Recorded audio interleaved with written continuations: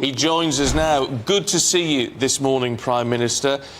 I mean, why the timing? Why have you decided to do this now? Because it's raised a lot of eyebrows.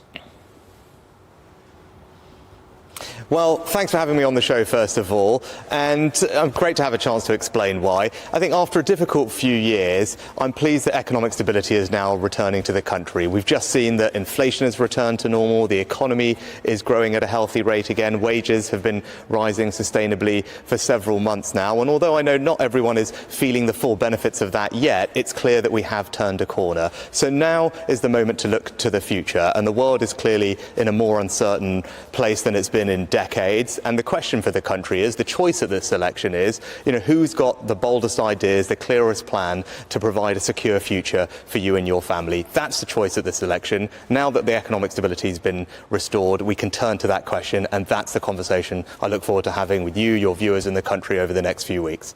The timing has shocked so many, though, hasn't it? Including many in your own cabinet. You had those appalling local election results in May. Interest rates yet to fall. Rwanda flights, your central policy, those flights are yet to take off. And you're 20 points behind in the polls. A former cabinet member has said this is madness, suicidal, charge of the Light Brigade kind of stuff.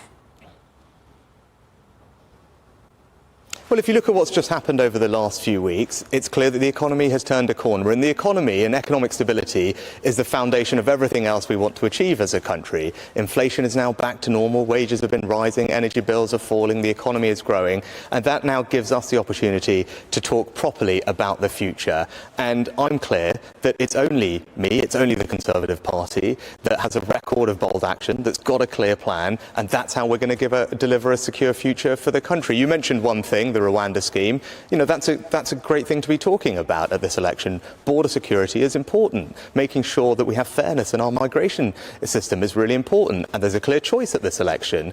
I've got a plan. I'm prepared to take bold action. And as you've seen over the last week or two, multiple other countries across Europe have realised that our approach is the right one. You need to be able to send illegal migrants to a safe third country, to break the cycle, to end the incentive for them to come, to have a deterrent. So everyone else is starting to agree with my approach, which is bold. The one person that doesn't is Keir Starmer. That's a choice at this election. He thinks that we should just offer an amnesty to illegal migrants to make us the soft touch of Europe. It would make us a magnet for thousands of migrants coming from everywhere. So that's the choice at this election. Do you think my plan is the right one? Do you think I'm the one that's taking bold action to secure our borders and to stop the boats? Or do you think he's going to do that? And it's pretty clear that on this issue, not only does he not share the country's values, that it's a problem, he's going to do absolutely nothing about it.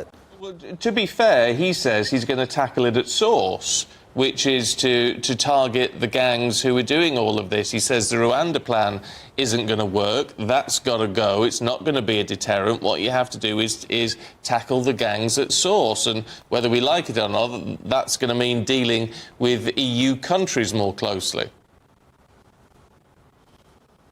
No, well, he says we're going to tackle the gangs at source. I mean, I said that a year ago, and we're doing it. We already gave the National Crime Agency double the amount of funding to do that. I already signed a deal to cooperate on law enforcement with our European partners, and that's why we've got the numbers down by a third last year. But if he really believed that, the question you should be asking him is, why did he vote against the new laws that the Conservative government brought forward, which have now allowed us to arrest almost 1,000 people connected with illegal migration? The ones that have been prosecuted and sentenced are now serving hundreds of years in prison.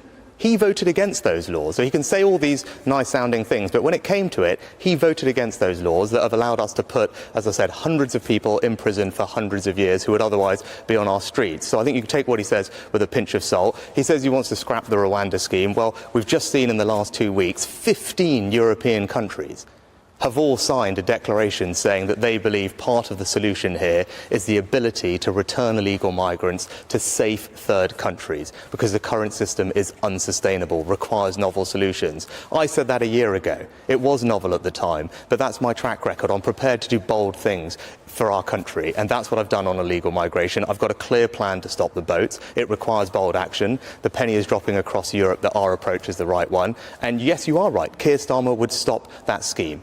There is no way to solve this problem unless you have a deterrent and you can send illegal migrants to a safe country. That's the choice at this election. In an uncertain world, Borders are under threat. Countries that around the world, like Russia, are trying to weaponize migration. That damages our security. Who do you trust to make sure that we do have security for you and your families, that our borders are secure? And as I said, we're the ones that are prepared to take the bold action and have the clear plan to deliver that security for you and your family, whether it comes to migration, the economy, getting to net zero in a sensible way, cutting your taxes to give more financial security for your family, or indeed increasing the amount of money we spend on our defence, because the world is more dangerous than it's been at any point since the end of the Cold War.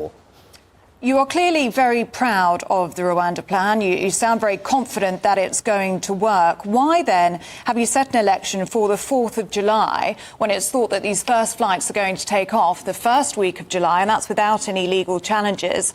Do you not want to see those flights take off first, and do you not want to see that plan working, as you seem very confident that it will? Or are you concerned that those planes are not actually going to take off and the plan's not going to work, and that's why you're calling it early? The plan is going to work, and I announced a little while ago all the preparations that we've put in place to get those flights off. So we've trained hundreds of caseworkers, we've identified the cohort of the first people that will be sent, we've got an airfield on standby, we've booked flights, we've got the escorts ready, and as people have been watching on their TV screens and in the papers, we've already started detaining those who will then be removed in subsequent flights. And that's a choice at this election, Ellie. If you elect me, if I'm Prime Minister on the 5th of July, those flights will go off to Rwanda, and we will begin to put in place the deterrent that we need to stop the boats. Because there is no way to stop this problem unless you can have a deterrent. Unless it's clear that if someone comes to our country illegally, they won't be able to stay and they will be removed. Unless you're able to deliver that, people will keep coming. So we have made progress on this issue. The numbers were down by a third last year because of all the other things that we've been working hard on, which is good progress. But I'm going to be straight with you. This is the only way to fully solve this problem. I'm prepared to take bold action. I've got a clear plan to do that, and that's the choice of this election. That's how you deliver security. And you say, why now? I'll go back to what I said at the beginning. You know, when I got this job, my priority was to deliver economic stability to the country after the difficult few years that we'd been through. And we now have that. Inflation back to normal because of everyone's hard work and sacrifice, the economy growing faster than our competitors, wages rising, energy bills falling, and that stability allows us now to look to the future. And in an uncertain world, we have got, as I said, the boldest action, the clearest plans to deliver that security for you and your family. That's why we're having this election now. That's the conversation that I want to have with the country over the next few weeks. We do hear a lot about the plan. The problem is that the electorate aren't clear about what the plan actually is. I mean, I know, obviously, we're going to start seeing manifestos, but we need more clarity on that, don't we? Well, no, I've set out over the past few weeks and months a clear set of ideas about what I want to do with this country in the future to deliver that economic security, to deliver that border security, that financial security, that national security to families up and down the country. I set out plans to comprehensively reform our welfare system so that work always pays, so that the system is fair to those who pay for it as well as those who need it. I set out plans to increase defence spending to 2.5% of GDP, because that's what's required to keep everybody safe. We've already discussed the plans I've set out to tackle illegal migration. We just saw yesterday that legal migration is down by a quarter in the first 3 months of this year because of the steps that I've taken. And we've set out clear plans to cut people's taxes by £900 at the same time raising the state pension by £900, because I believe in rewarding hard work. I believe in a country where if you work hard all your life, you have dignity in retirement. And I've also spoken to you in the past about my plans to take a more pragmatic and sensible approach to net zero, where we prioritise our energy security and people's bills rather than rushing to net zero in some ideological way with no thought to the consequences. Now, on all of those things, there is a clear difference between my actions, my plan, and what Keir Starmer is saying. And quite frankly, if he's saying anything at all on any of those things, then that's half the problem. You just don't know what he thinks. Do you know what he thinks on defence spending? He hasn't matched our pledge to increase it 2.5%. We know on net zero he's focused on a more ideological approach. You can see that in London and Wales and elsewhere, pricing drivers off the roads, putting more taxes and levies onto people's bills. We know he doesn't believe in tackling illegal migration. He hasn't got any plans to bring down legal migration. He opposes our tax cuts on working people, which are worth £900. He opposed every single decision that I took as Chancellor and Prime Minister to restore economic stability to our country after a difficult few years. years. So there is a clear choice at this election, and my track record demonstrates that I'm prepared to take bold action, that I will do the right thing, that I will stick to my plan even when it's difficult, even if it's not